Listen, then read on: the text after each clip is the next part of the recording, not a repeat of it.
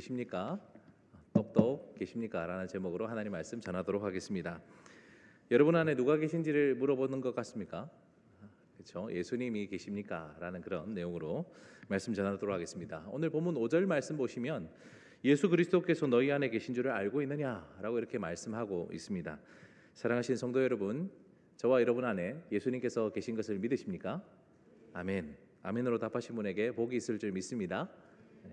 혹시 한 주간 살아오시면서 우리 안에 예수님은 온데간데 없고 여러 걱정과 염려와 불안들이 가득하다면, 혹은 우리 주님보다 더 커진 우상들이 있다면 이 시간 말씀 앞에 잘 정리하고 기도할 수 있는 복된 밤이 되기를 주님의 이름으로 축원합니다. 이 시간 부디 우리 주인 되신 예수님께서 온전히 우리를 다스려 주시고 우리 마음 가운데에 우리 중심에 충만히 임하시기를 우리 주님의 이름으로 축원합니다. 오늘 본문은 먼저 너희 자신을 시험하고 확증하라 라는 말로 시작하고 있습니다.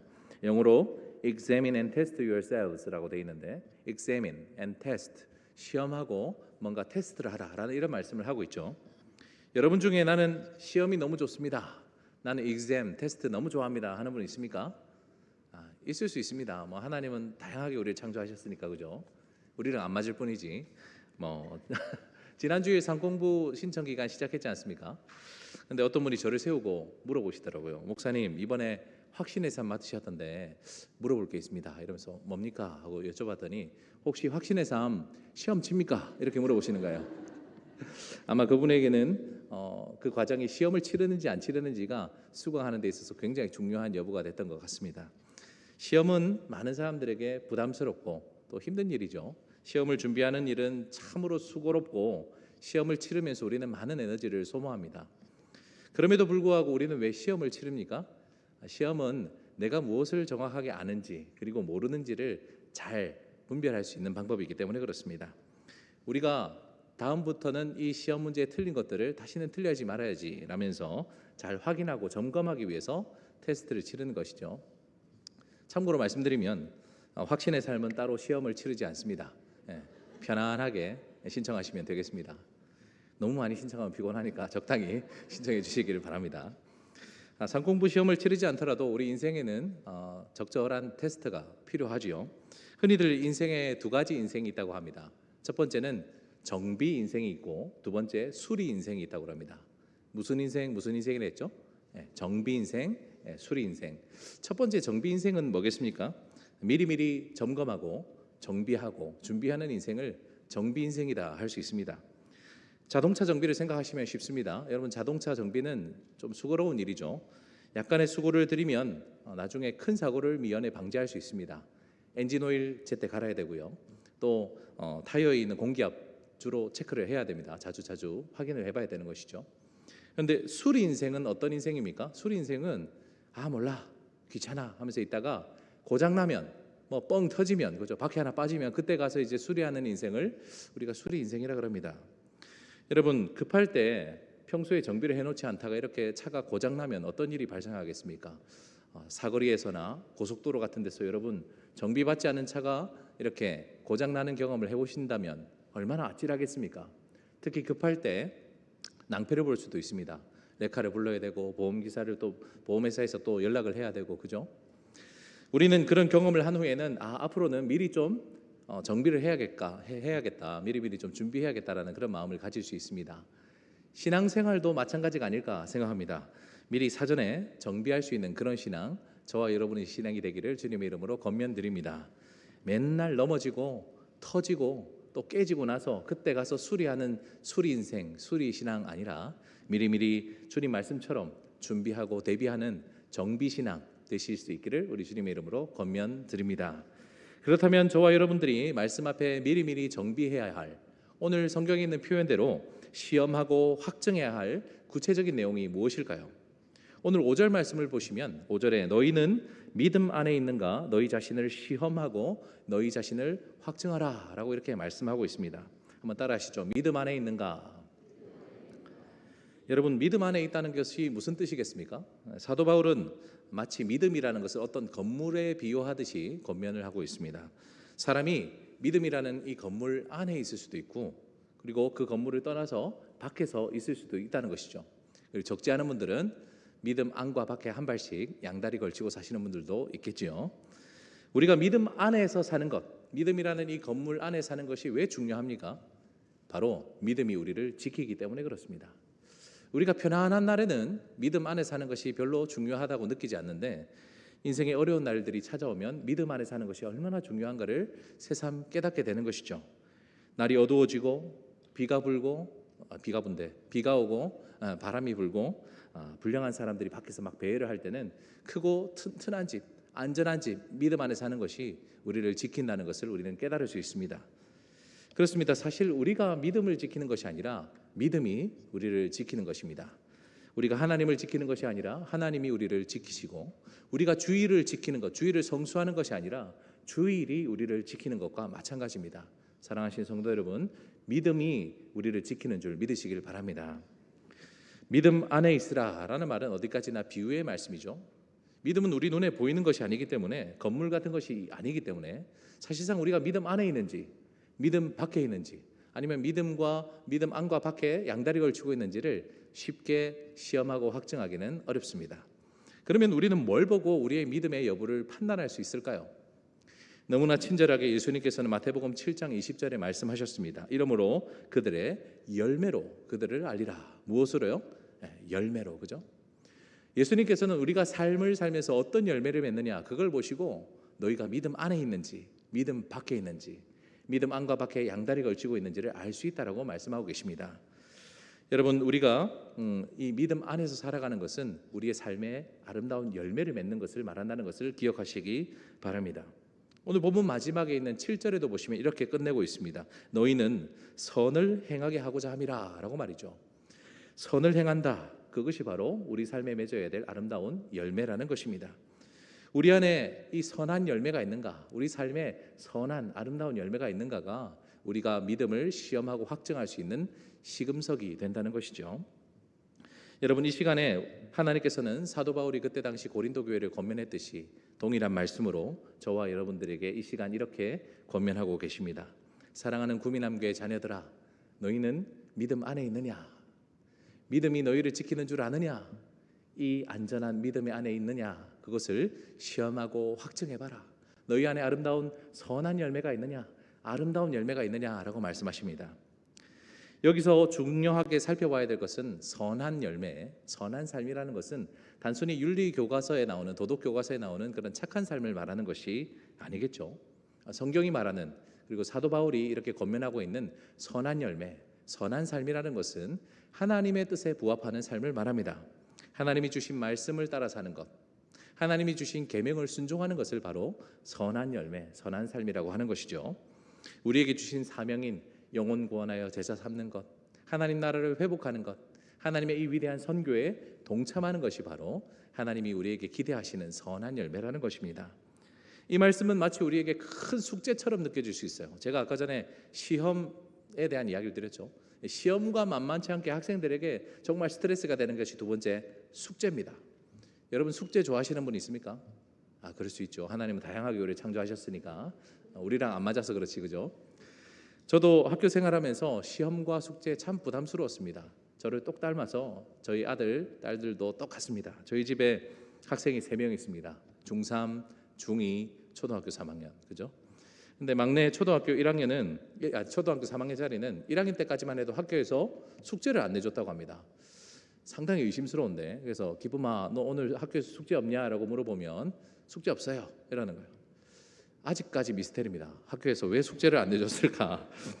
설마 거짓말 하진 않았겠죠. 저희 반만 그런 줄 알고 어쨌든 초등학교 1학년 때까지는 숙제가 없었대요. 그래서 언니랑 오빠는 열심히 학교 돌아와서 숙제한다고 괴로워하고 있는데 자기는 숙제 없다고 막 노는 거예요. 초등학교 1학년까지만 해도 저희 막내는 얼굴이 그렇게 빛나고 아름답고 그죠, 천진난만해 보였는데 드디어 초등학교 2학년 올라오면서 만만치 않은 담임쌤을 만났습니다. 그래서 숙제를 엄청 내주셨나 봐요. 그래서 학교만 돌아오면 근심과 걱정으로 얼굴이 썩어가더라고요. 기쁨아, 오늘도 숙제 많나? 너무 많아요 이러면서 아빠, 숙제만 없어도 학교 다니면 하겠어요 이렇게 이야기를 하는 거예요. 우리에게 혹시 신앙생활이 이런 숙제처럼 느껴진다면 얼마나 신앙생활이 재미없겠습니까? 여러분, 하나님께서 우리에게 주신 이 믿음, 이게 우리를 재미없게 하려고 하신 것 아니지 않겠습니까? 마치 우리가 하나님 앞에 거룩하게 살아가는 것이 한 70년짜리, 80년짜리 던져진 어마어마한 숙제처럼 느껴지신다면 오늘 이 말씀을 통해서 다시 한번 위로와 또 자유함을 좀 얻으셨으면 좋겠습니다. 사실 제가 오늘 이 말씀 준비하면서 여러분들에게 굉장히 오늘 이 말씀이 부담되지 않을까 하는 그런 염려도 있었습니다. 한 주간 살아오신다고 많이 힘드셨을 텐데 이 추운 겨울에 피로를 무릅쓰고 저도 앉아서 아까 찬양하는데 하품이 몇 번 나오더라고요. 이렇게 피곤하고 춥고 어려운데 수요기도에 나와서 말씀 듣고 기도하는 것, 이게 참 아름다운 모습 아닙니까? 사실 오늘 이 말씀은 안 나오신 분들이 들어야 되는데, 그렇죠?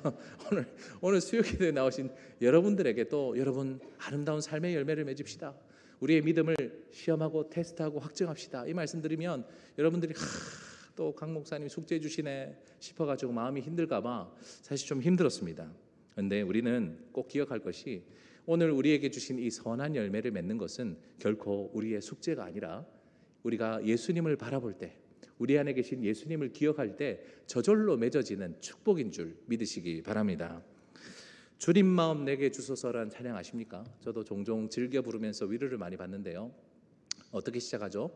보소서 주님 나의 마음을, 부끄럽습니다. 같이 불러주세요. 선한 것 하나 없습니다. 여기까지. 자, 우리 마음에 멋이 없다고요?